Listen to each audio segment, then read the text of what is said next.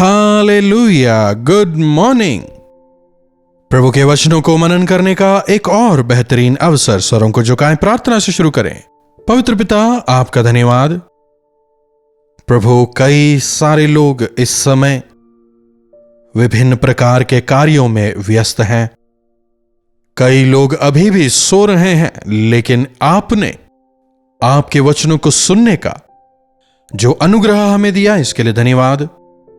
इस समय को आशीषित करें, यीशु के नाम से प्रार्थना मांगते हैं, आमीन। उठने के साथ ही हम व्यस्त हो जाते हैं ना। स्कूल जाना है, ऑफिस जाना है, घर का काम करना है ना। कुछ लोगों के लिए सुबह अब तक नहीं हुई है, 6:30 बज गए हैं, लेकिन अभी भी वे सो ही रहे हैं। लेकिन सुबह सवेरे प्रभु को खोजना, दिन भर के लिए प्रभु की इच्छा को जानना, उनके सानिध्य में समय बिताते हुए उनकी आशीषों के साथ दिन की शुरुआत करना हमारे लिए भला है।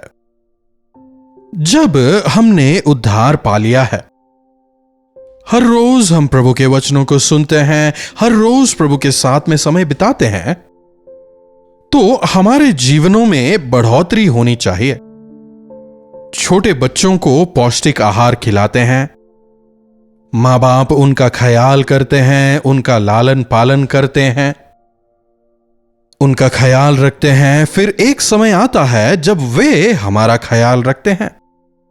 दिन प्रतिदिन बच्चों को हमारी आंखों के सामने बड़ा होता हम लगातार देखते हैं।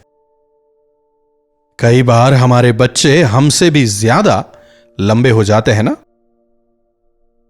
कब बड़े हुए, कैसे बड़े हुए, यह हमें दिखता तो नहीं है, लेकिन जब पिछले साल जो नए कपड़े खरीदे थे, इस साल जब फिट नहीं आते, तब समझ में आता है, ओहो, बच्चे बड़े हो रहे हैं। वचन बताता है, प्रभु अपने प्रियों को जब वे सोते हैं आशीष देते हैं।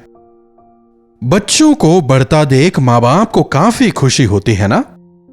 बच्चे बड़े हो रहे हैं। इसी प्रकार जब परमेश्वर का दास वचन सुनाता है, वो यही चाहता है कि उसके जो आत्मिक संतान है वो आत्मिकता में बढ़ते जाएं। और प्रभु भी यही चाहते हैं। जैसे शिशुओं को हम दूध पिलाते हैं, लेकिन जैसे जैसे वो बढ़ते हैं उन्हें ठोस भोजन खिलाना होता है ताकि वे खाएं, तंदुरुस्त हों और बलवंत होते जाएं। तभी एक हष्ट पुष्ट वयस्क में वो बदलेंगे। इसी प्रकार विश्वासी को भी मसीह यीशु में वयस्क होना है। प्रभु में हमें बढ़ते जाना है। क्या आप अपने आत्मिक जीवन में बढ़ रहे हैं? विश्वास के जीवन में बढ़ रहे हैं? हमें त्यागपूर्ण होना है। मसीह यीशु का प्रेम हम में नजर आना है। हमारे जीवनों से मसीह यीशु झलकने चाहिए। लेकिन अगर आज हम देखें, कई सारे मसीही अपने आत्मिक जीवन में बढ़ नहीं रहे। आज भी वे आत्मिक दूध ही पी रहे हैं। प्रभु चाहते हैं हम बढ़ें, हम वयस्क हों, हम परिपूर्ण हो जाएं। देखिएगा, इब्रानियों को लिखी गई पत्री 5:12 से देखिएगा, समय के विचार से तो तुम्हें गुरु हो जाना चाहिए था, तो भी यह आवश्यक हो गया है कि कोई तुम्हें परमेश्वर के वचनों की आदि शिक्षा फिर से दे। तुम तो ऐसे हो गए हो कि अन्न के बदले अब तक दूध ही चाहिए, क्योंकि दूध पीने वाले बच्चे को तो धर्म के वचन की पहचान नहीं होती, क्योंकि वह बालक है। पर अन्न सयानों के लिए है, जिनकी ज्ञानेंद्रियां अभ्यास करते करते भले बुरे में भेद करने में निपुण हो गई हैं। छोटे बच्चे जो होते हैं, उन्हें चीजों का सही ज्ञान नहीं होता। मिट्टी खा लेते हैं, पानी में खेलते हैं, लेकिन वयस्क हो जाने के बाद वे जानते हैं क्या नहीं करना। हमारे लिए क्या सही है, क्या गलत, इस बात की जानकारी उन्हें होती है। इसी प्रकार जब हम प्रभु में बढ़ते हैं, विश्वास में बढ़ते हैं, हमें क्या करना है, क्या नहीं करना है, क्या सही है, क्या गलत है, इस बात की पहचान हमें होनी चाहिए। लेकिन आज देखिए, अपने आप को विश्वासी कहने वाले अपने आत्मिक जीवन में बढ़ नहीं रहे, इसीलिए मसीह यीशु की समानता में बदलने के बजाय आत्मिक जीवन में मुझे क्या करना चाहिए, क्या नहीं करना चाहिए, मुझे नहीं पता, ऐसा कहते हैं। कारण वे अपने आत्मिक जीवन में उन्नति नहीं कर रहे। अगर हर बार किसी को आपको बताना पड़े, हर बार अगर किसी को आपको टोकना पड़े, मतलब आपकी ज्ञानेंद्रियां, आत्मिक ज्ञानेंद्रियां अभ्यास नहीं कर रही। कौन सी चीज प्रभु की ओर से है, कौन सी शैतान की चाल है, यह हमें समझ आना चाहिए। एक और बात का ध्यान रखें कि आप किससे उपदेश सुन रहे हैं। झूठे भविष्यवक्ता वे कौन हैं? शैतान की ओर से भेजे गए दूत। वे परमेश्वर के वचनों में शैतान के ज्ञान को मिलावट करके परोसते हैं। बच्चों को अगर मिलावटी भोजन दिया जाए तो क्या वे तंदुरुस्त होने पाएंगे? इफिसियों को लिखी गई पत्री में पौलुस कह रहा है, 4 अध्याय की 14 देखिए, ताकि हम आगे को बालक ना रहें, जो मनुष्य की ठग विद्या और चतुराई से, उनके भ्रम की युक्तियों के और उपदेशों के, वाह, मनुष्यों की ठग विद्या और चतुराई से, ठग विद्या और चतुराई, वाह, हां, उनके भ्रम की युक्तियों के और उपदेशों के हर एक झोंके से उछाले और इधर उधर घुमाए जाते हो। आज मिलावटी उपदेश काफी सुनने को मिलते हैं। भ्रम की युक्तियां, मिलावटी, काल्पनिक, केवल सैद्धांतिक, उनके भ्रम की युक्तियों के और उपदेशों के हर एक झोंके के साथ हम इधर उधर उछाले जाने वाले ना बने। जब मिलावटी उपदेश सुनते हैं, हम में इतनी आत्मिक परिपक्वता होनी चाहिए कि जैसे ही हम उसे सुने, नहीं, यह सही नहीं है, यह उपदेशक जो भी सिखाने की कोशिश कर रहा है यह वचन के अनुसार नहीं है। अगर आपको इसकी जानकारी होनी है, सबसे पहले क्या करना होगा? वचन पढ़ना होगा। बिरिया के विश्वासी जो कुछ भी सुनते पहले उसे जांचते और परखते और फिर ही विश्वास करते थे। आज स्थिति कुछ ऐसी ही है। मिलावटी और भरमाने वाले उपदेशों को सुनकर हवा के झोंके के साथ इधर उधर भटकने वाले ना बने। आज कई विश्वासियों को देखिए, एक चर्च छोड़कर दूसरे चर्च, इधर से उधर बदलते ही रहते हैं। इधर अच्छा नहीं है, उधर अच्छा नहीं है, इधर ये ठीक नहीं है। एक पौधे को इधर से निकालकर उधर लगाया, उधर से निकालकर इधर लगाया, तो अंततः उस पौधे का क्या होगा बताइए? अंततः वह सूख जाएगा। और इसीलिए अनेक विश्वासी कहलाने वाले अविश्वासी हो रहे हैं। पासबान को देख रहे हैं, विश्वासियों को देख रहे हैं, लेकिन अपनी नजरों को यीशु की ओर नहीं टिका रहे। हमें प्रभु से सुनना है, प्रभु के वचनों के अनुसार ही हमें बढ़ना है। अगर कोई भी कितना ही बड़ा क्यों ना हो, अगर प्रभु के वचनों के खिलाफत में कुछ कहता है, कुछ अलग कहता है, उसे कभी भी हमें नहीं स्वीकारना। तो मनुष्यों के भ्रम की युक्तियों के और उपदेशों के हर एक झोंके से उछलकर इधर उधर गिरने वाले हम ना बने। तो फिर कैसे बनना है? प्रेम से, सच्चाई से चलते हुए मसीह की समानता में बढ़ते जाना है। प्रेम से, सच्चाई से हर एक विषयों में हमें मसीह में बढ़ते जाना है। प्रेम और सच्चाई, प्रभु यीशु ने हमें यह सिखाया है। सत्य, ट्रूथ। लेकिन शैतान जो है वो झूठा है। शैतान के मिलावटी उपदेश को नहीं, बल्कि मैं ही मार्ग, सत्य और जीवन हूं कहने वाले प्रभु के पीछे हमें चलना है। प्रेम, मसीह यीशु का प्रेम निस्वार्थ और निष्कलंक है। जब आप मसीह में परिपक्व होते चले जाते हैं, मसीह यीशु का प्रेम आप में नजर आता है।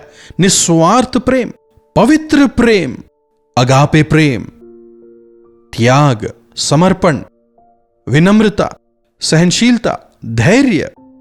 जिसमें प्रेम है, यह तमाम गुण उसमें नजर आएंगे।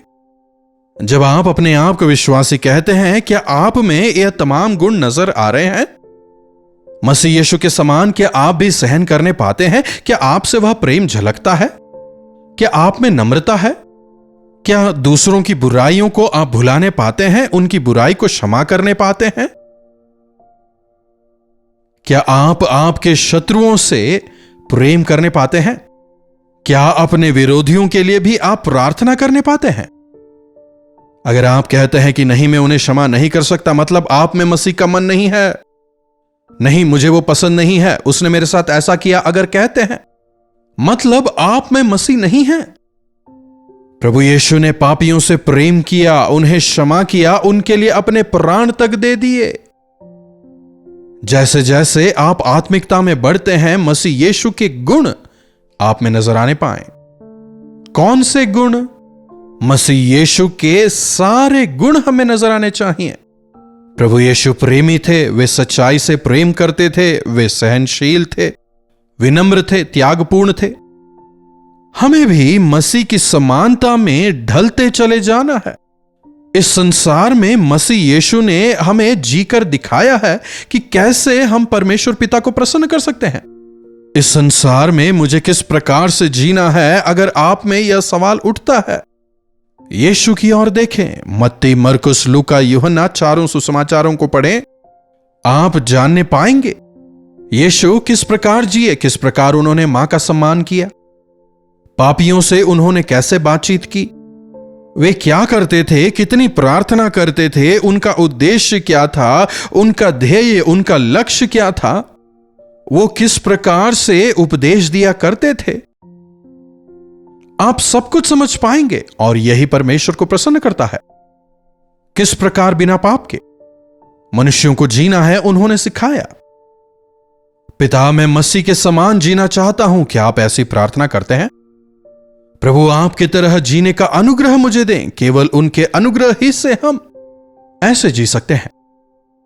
हमारे अंदर वो जो पुराने आदम का स्वभाव है, हमें उसे मिटाना है। लगातार मसीह के सानिध्य में समय बिताते, प्रार्थना करते, वचन पढ़ते, वचन पर मनन करते, जब हमें पाप का बोध होता है उससे पश्चाताप करते।